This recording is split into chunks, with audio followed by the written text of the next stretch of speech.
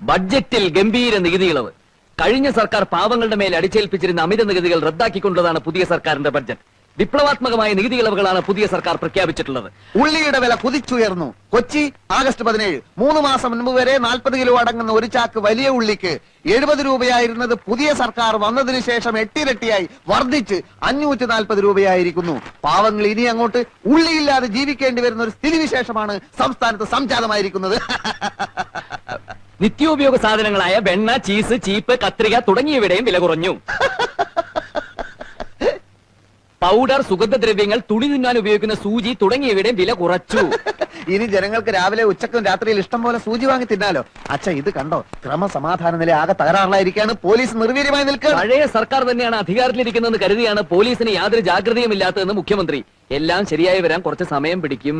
ഇന്ന് സ്കൂൾ സമരം വല്ലതും ഉണ്ടോ പത്രത്തില്? ഇന്നൊന്നും കാണുന്നില്ല. പക്ഷേ